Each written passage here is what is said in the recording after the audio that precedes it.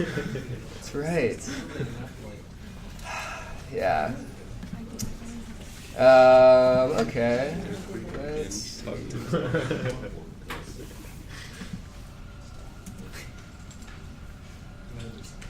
All right. So, the mechanical rotational example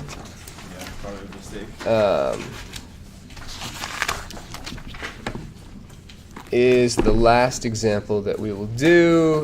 Well, at least for this part. We're going to do a few more examples very soon. Did you guys have a lot of this filled in, don't you? Yeah. I just realized. It'd be so nice to see how many happen. Yeah, so we'll talk through it.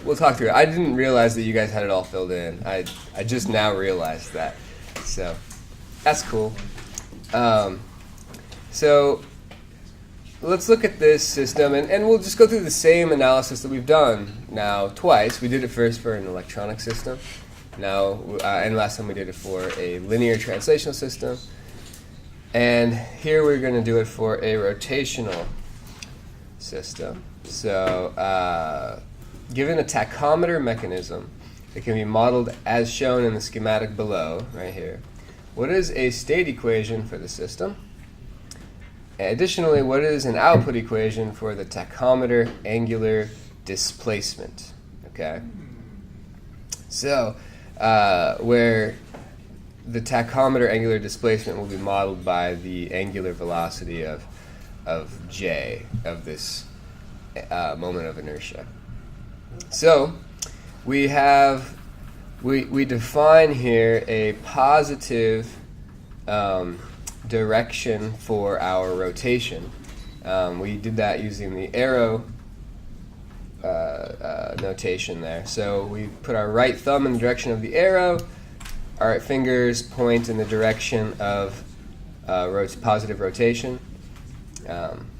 And that is connected to this shaft here. So this shaft here is oriented with positive angular velocity to the right. And omega s then is our source angular velocity. If this is a tachometer, what is a tachometer? It measures angular velocity. It measures angular velocity. So it's a device that measures angular velocity. So that's what we have as our input, is an angular velocity source. And we're going to want to measure what that angular velocity is with omega j, which should be close to omega source. Well, it will be omega source in steady state. So that's why we have it set up this way. And we have a bearing here and a spring-like element there, a rotational spring. So we already established a sign convention to the right. We draw a linear graph and normal tree next. So there are 1, 2, 3 distinct angular velocities, right? So this region of shaft here has an angular velocity. This region here has an angular velocity, so all along here. And then finally, there's a reference as well that has a distinct angular velocity. So there's our reference. The node here corresponds to a source, an angular velocity source element being connected to it. That node connects to the moment of inertia node through B1. So there we have B1. And this node connects to ground in 3 ways. First off, it always connects to ground through the moment of inertia. So there we've got this J. We have K, where we connect this shaft to ground through a spring-like element. And finally, B2, which is a bearing. So the bearing, most bearings, of course, are fixed to whatever frame we have, and so the bearing is referenced to the ground angular velocity as well. Okay, is that pretty clear? I think that the most confusing linear graphs tend to be these rotational systems for people. I think it's mostly because we have these damping elements that can be inline, and these damping elements that can be connected to ground as well. So we just have to be careful that we recognize which type it is. Yeah? For the rotational systems, is there any other like pieces that would create another like node section, like you have the flywheel, or like J in this instance, the source, ground, like was there any other things or elements that would create another section? So we've got dampers that can connect to springs that can connect to as well. So you have like two dampers and a spring in the middle. That would be its own little section because the dampers create like another node. So for instance, you could have another section of shaft that's connected to the end here, and then we could have maybe this is connected to a bearing and et cetera, et cetera. So this could continue, and this would have another distinct angular velocity. Because it's after a spring. Because it's after a spring. So any shaft any shaft has a distinct angular velocity. Shaft or flywheel has a distinct angular velocity. So if you connect a portion of shaft, even if you don't assume it has any moment of inertia to it, if it's a large shaft, you have to make sure that you associate it with an angular moment of inertia. And you can lump that, can't you?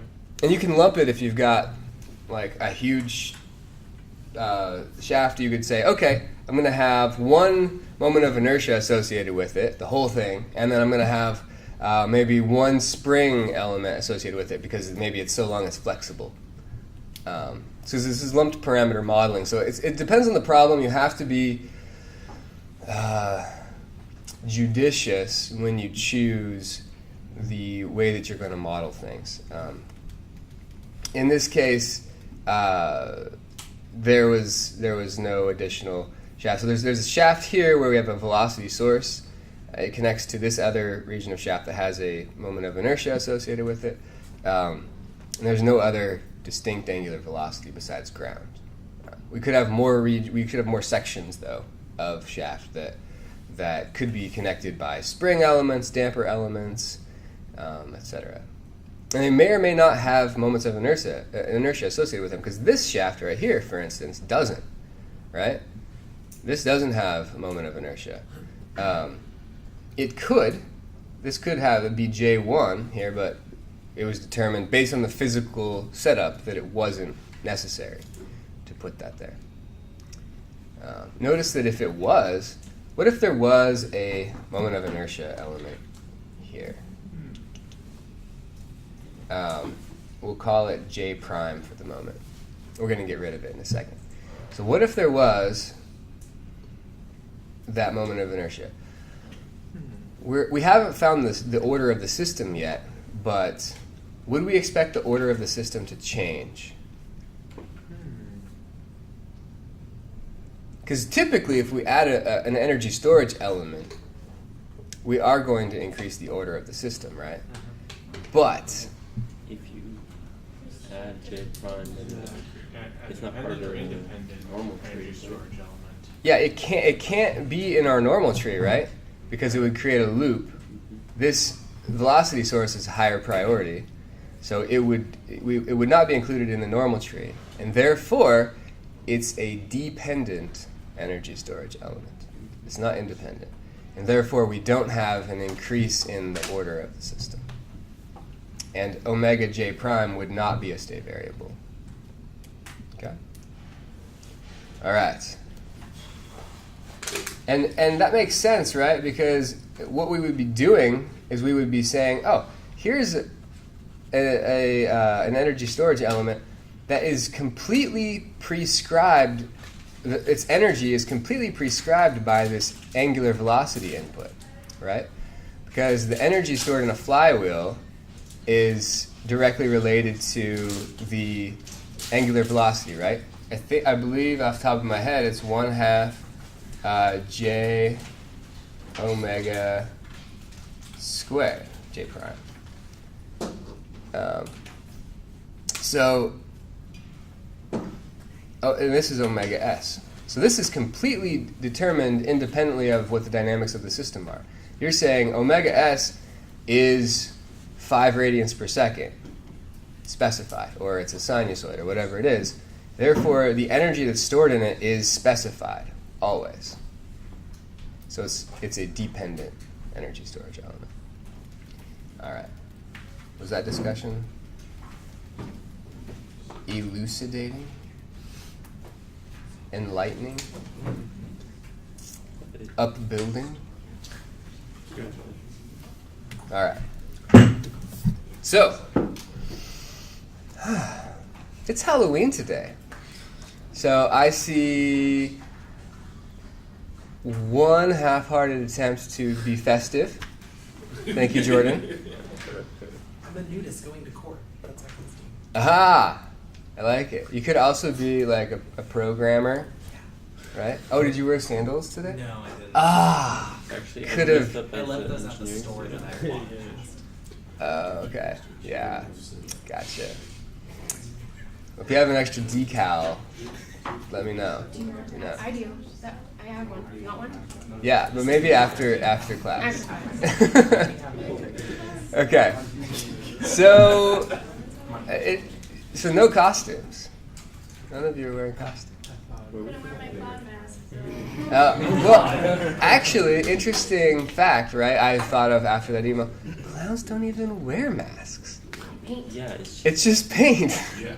So, I don't get it. But anyways, what's the border between makeup and paint? what is the border? I don't know. It's the philosophical question you got there. I don't know. All right. So, we have our normal tree and our linear graph here. Our linear graph, of course, is this entire graph, and then the normal tree is the green. We chose the angular velocity source because it is an across variable source, right? We chose J because it's an A-type energy storage element, and we chose nothing else because anything else would create a loop. All right. Variables in system order. Primary variables are across variables on normal tree elements, so omega s, omega j. I will switch back and forth between lowercase omega and uppercase omega to describe angular velocities. That's not confusing. It's not confusing at all. You're right. I agree.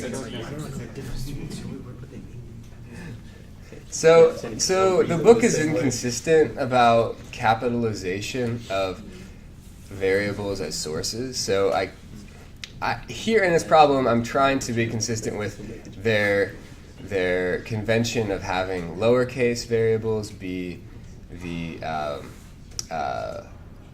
passive element variables and capital variables be the source variables. However, the book isn't totally consistent with that. It does this with torque, where it's all capital T, so I don't know. Anyways, you do you on capitalization of this. It's up to you. So, primary variables, omegas.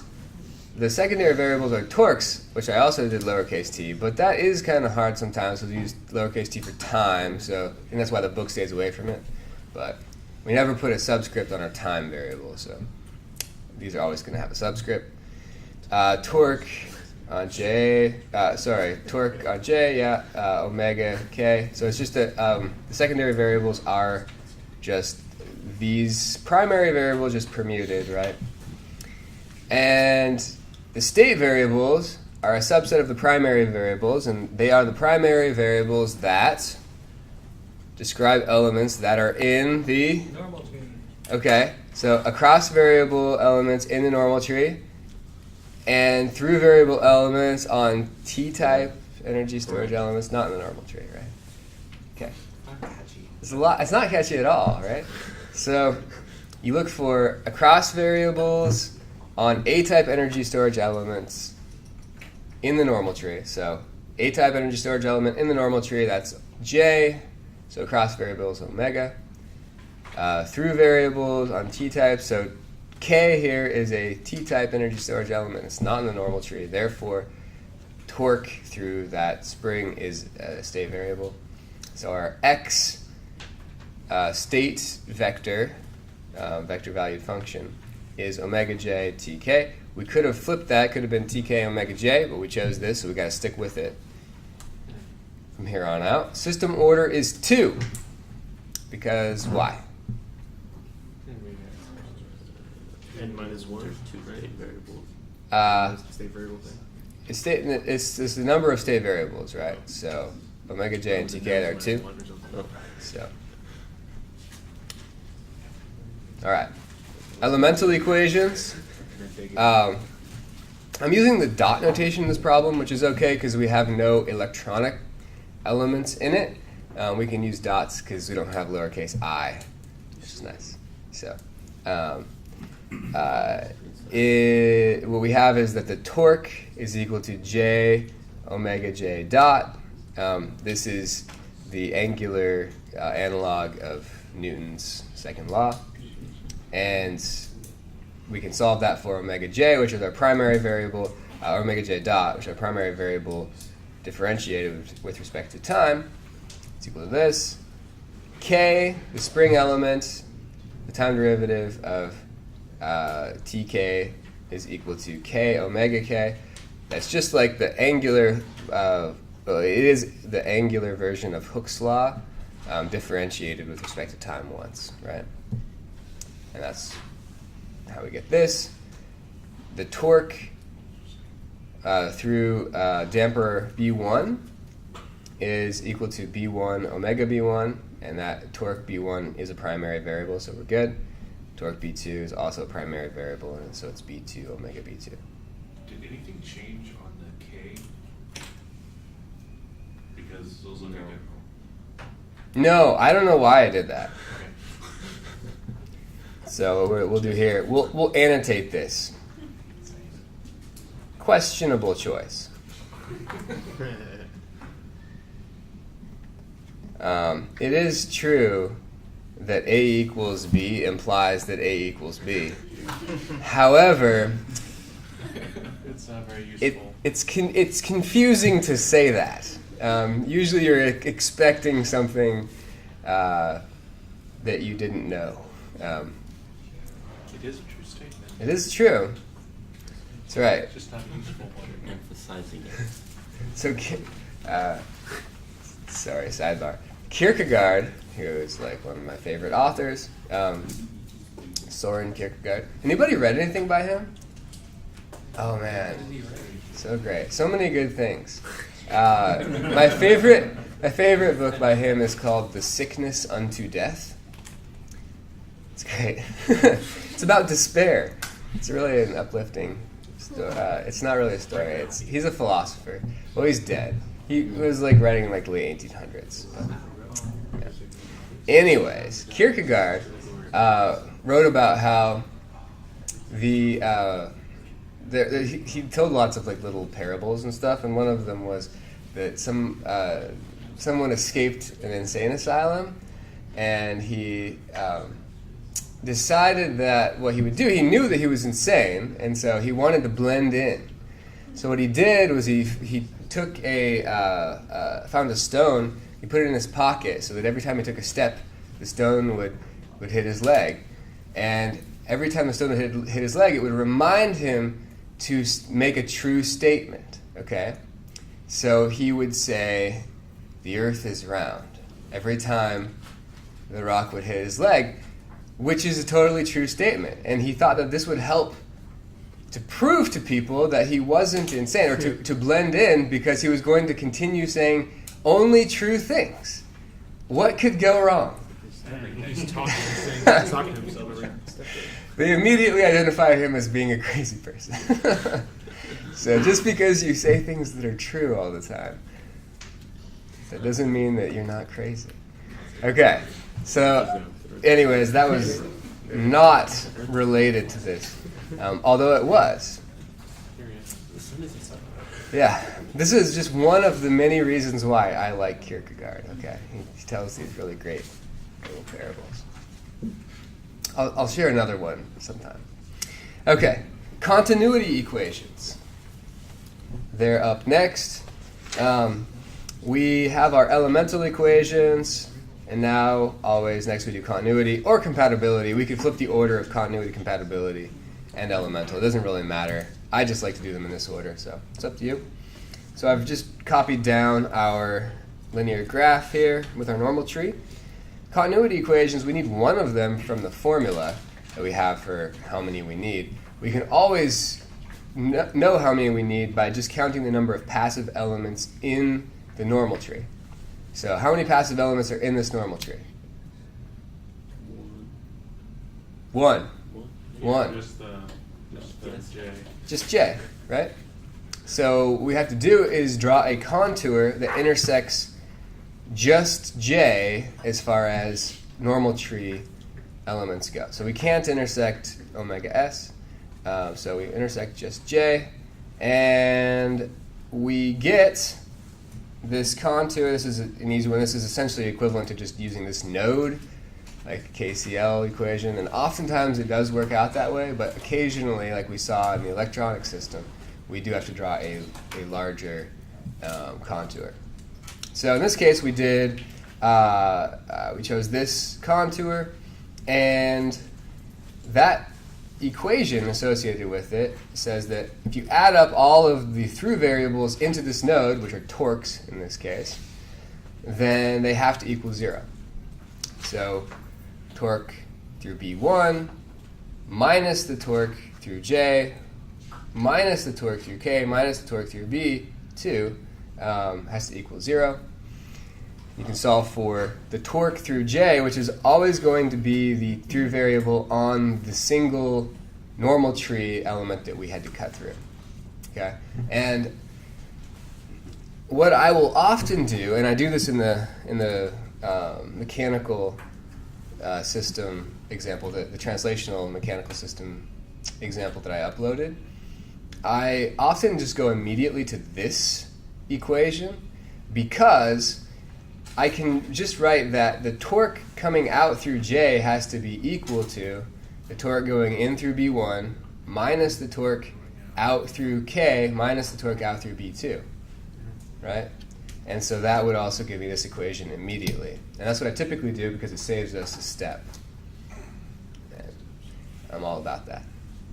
So, actually, I'm all about getting it right, but I also like things to go quickly as well. Compatibility equations are next. We know how many compatibility equations we need to write by counting the number of links. Okay? So, number of passive links. So, 1, 2, and 3. So that's when we need 3 compatibility equations. They are going to always be only the number of passive elements in the links. So they're all passive in this case.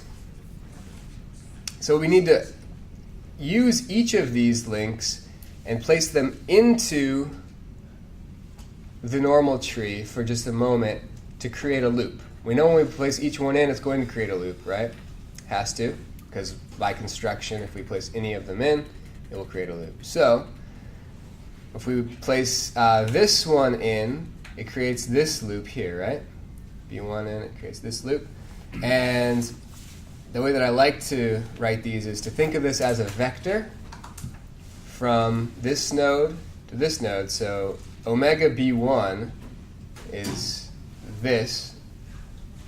And we are going to follow a different path to the same node. So we're going to start here where the B1 branch originates. And we're going to end where it ends, but we have to use this other path. So omega B1 has to be equal to omega S minus omega J. Minus because the arrow is pointed across, or in the reverse direction that I have to go to get to this node. So QS was going in the other direction and be minus QS minus omega J. Absolutely. Not QS omega S. Yes. Yeah, and so we can we could also just choose any old direction to go around this loop, add them all up as, you know, we just say drops are positive, gains are negative, and set it equal to 0. We can also always do that. But if we always choose the branch that we're going to insert into the loop to create the loop as the variable that we write on the left-hand side and say it equals, we always have the secondary variable that we're looking for, omega b1. Okay. Similarly, if we stick k in here, it creates this sort of trivial loop that tells us that omega k has to be equal to omega j. And the same loop is created with b2, where you can just see that omega j has to be equal to omega b2. Okay? Is everybody pretty clear on that? Okay. Now all that's left is algebra, and I was a little bit cavalier when I did it because it's kind of easy because it's only like a second order one and there's not a lot of equations, so I just did it all in line. I didn't like rewrite and do it step by step. That's okay when you're a little bit more seasoned at this. It's okay if you guys do it on simple problems, but I wouldn't recommend doing it on more complex examples. The one that I did, the mechanical example, the translational one, was a fourth order system, and I think that we would have gotten lost if we had tried to do it in that problem. So what we do is just say omega j dot is equal to 1 over j tj, which is the elemental equation for j, and then we use the one continuity equation to eliminate all of the secondary variables. So now we just have primary variables here. And at this point, I just continued. I would recommend that we stop there and finish all of the elemental equations, eliminating the secondary variables before we continue, but this way is totally valid too. I then say, okay, well, we also have our equations for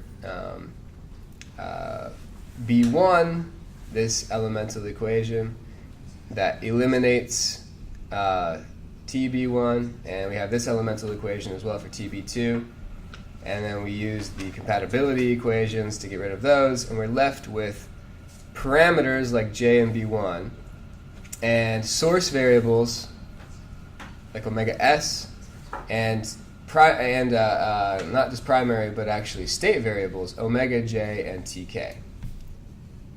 Okay. The tk, so the spring elemental equation, notice, is really easy to write in terms of state and input variables because omega k, we saw it right here, that omega k is just equal to omega j. And omega j is a state variable. So we just insert omega j and we're off to the races. Okay, so we've got now our two state equations that we need written in terms of state variables and input variables. Okay, is everybody pretty clear on that? Because like this is these problems are really key. To be able to get to this point is really key. Okay. All right, now we just need to write the state equations in standard form. And standard form is always x dot equals ax plus bu, right? Our x vector is omega j tk. We decided that at the beginning. And our u is omega s. So I'll annotate this. A x plus b u. Okay? Now, x, as we know, is a 2 by 1 vector, right? Which means that since A has to map a 2 by 1 vector to, on this side it's a 2 by 1 vector as well, right? X dot is 2 by 1 vector. So it has to go from a 2 by 1 to a 2 by 1 through A.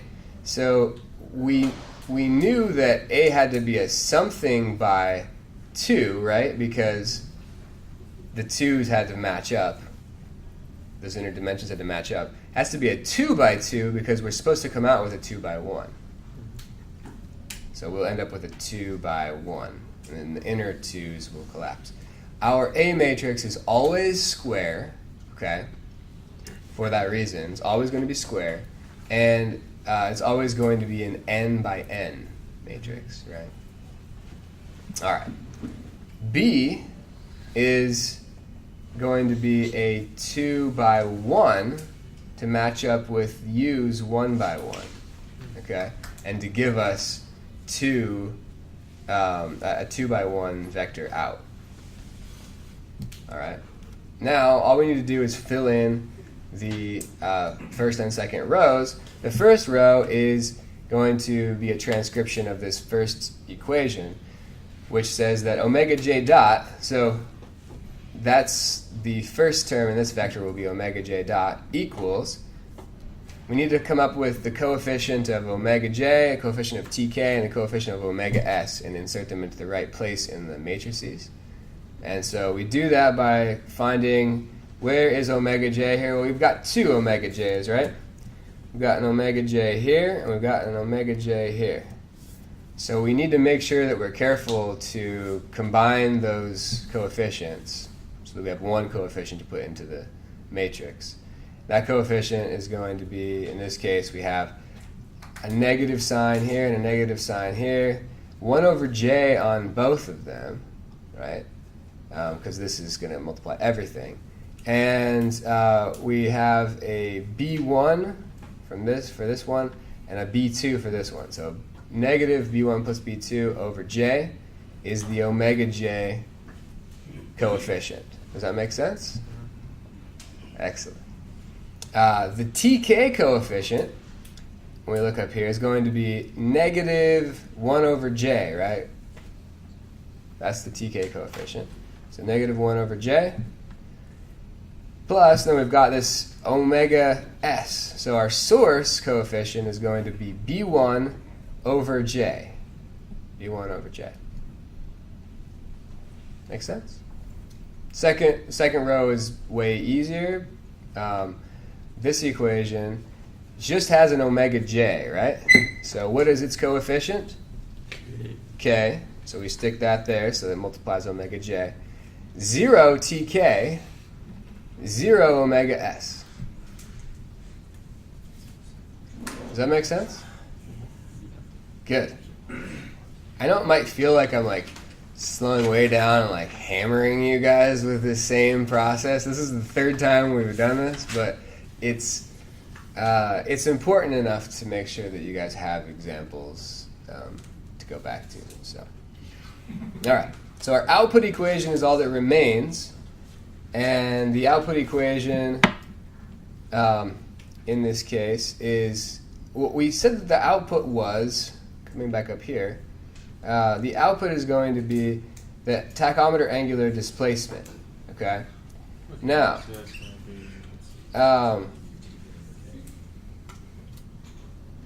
if we wanted the I said at the beginning it was going to be omega j, but actually what we want is the integral of omega j. We want the displacement. So it's a little bit subtly different than that than what I said at the beginning. So what we want is actually theta j, right? But we don't have the ability in our output equation to write our output. So we could write y1 is a scalar here, is equal to the integral from 0 to t of omega j, which is a function of time. But we'll use ta as our dummy variable, d ta, right? And that would be fine, and maybe in some instances we would just have our output be omega j, and then we would afterwards, once we've solved it, integrate for what our output is. But we would prefer if there's some way to write this in terms of state variables that aren't integrated and inputs, then we would prefer that. And so there's a trick here. So I'm showing you guys one of the kind of fun tricks that you can use. The displacement across a spring is related to the torque. So an angular spring is related to the torque. We know from Hooke's law that the torque is proportional to the displacement, right? The angular displacement. So we come back up here and we recognize that the angular displacement of this spring is equal to the angular displacement of omega j, right? We could have written that as a sort of compatibility equation here. We know that actually we could come back up here and do this without any intuition whatsoever. And where is it? Omega k equals omega j. Ooh, I wrote omega j with capital omega, didn't I? I shouldn't have done that. But in any case, omega k equals omega j. So if we come down here and I say, oops, I warned you I was going to do that though, right? Omega j. We could say, oh, okay, omega j is equal to omega k, which means that omega k,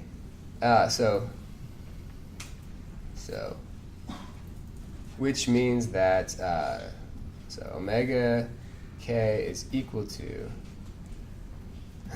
omega j, which means that we plug that in, that integral from 0 to t of omega k as a function of time, or a function of tau, d tau. This is equal to theta k, right? The angular displacement across the spring, which we know. So I'll write that in words because we have a few minutes. Which we know from the fact that the torque through the spring has to be equal to k theta k, right? We use this other elemental equation for the spring, but we differentiated it once, right? When we used it as our elemental equation. So we could solve this for theta k equals 1 over k tk, right? And we now know what theta k is in terms of tk. And tk is one of our state variables. Yes.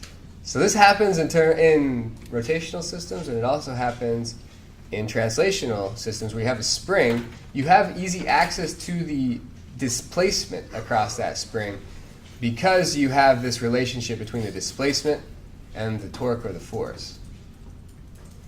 I think that we need you know how when they do those stand-up comedy shows and they have like a crowd camera where they get the reactions and they can put up the faces of different people's reactions as part of the show afterwards. I think that we need that for Chase so that we get the Chase face cam. We also need lights up at the front that say applause, laugh. Yeah, that would help too. That's right. Chase is always making faces when I say things and I don't ever know what it means. I just get confused. I'm confused too. She's honest. Yes. Me too. You lost me a little bit in there, but I probably. Okay. So our goal is to write our output in terms of state variables, right? And there was no direct, easy way to do it. So we had to find a little bit of a trick. And the trick that we used was that we recognized that the angular displacement of the spring is equal to the angular displacement that we want to know. The angular displacement we want to know is theta j, right? But we know that theta j is equal to theta k. And since that's true, we can use the trick that the displacement across a spring is easy to find from the torque of the spring, which is one of our state variables. Okay? So that's like, there's like a couple levels there where we said, first off, displacement of this is equal to the displacement of that. That was the first step we had to recognize. The second one was that, that's useful because the torque through this is related to the displacement across it, and it happens to be one of our state variables. The way that we construct these, the torque or the force in a spring, so the torque through an angular spring, or the force through a translational spring, is always one of our state variables. So we always have access to the displacement across that spring through our state variables very easily. And so we can do that. And this was a little argument that was supposed to show us that we can do that. And that was sort of why I took you through this. The idea then is once you've got that, we know that theta k is equal to 1 over k tk. We can write it as being 1 over k tk, where we now have a state variable that we're writing it in terms of. And now we're ready to put it in standard form. Okay? That's usually the most difficult. So that trick right there, there aren't a lot of tricks like that. So that is a pretty unique trick. I teach it because it comes up quite a bit. And so if you sort of remember one trick for finding the output equation, I would remember this trick. So come back to this. And so we can now write it in standard form, which is, we have a C matrix here, which is a 1 by 2, because we have one output, right? And so this dimension has to be 1. 2, because it has to match up with our x vector. So this is our C matrix. It's a 1 by 2. This is our x vector, which is a 2 by 1. Our D matrix has to be a 1 by 1 because there's one output and there's one input. So this is our input U, which is a 1 by 1. Okay? So then we just have to complete this one row from this relationship here. We say that y1, which is our only y, right? We only have one y. I said y1 because I wanted to just take a specific scalar element out and not confuse this with the matrix algebra at first. So we have 0 omega j, 1 over k tk, and then there's nothing else here, so 0 omega s. Now we have our C and our D matrices. And we have fully defined our state equation and our output equation. See, like that. See, like that. We just got to raise the roof very subtly. It was great. It was great. So nobody else gets the benefit of seeing this. It's like you guys are all facing the same direction. Okay. That is all for this lecture.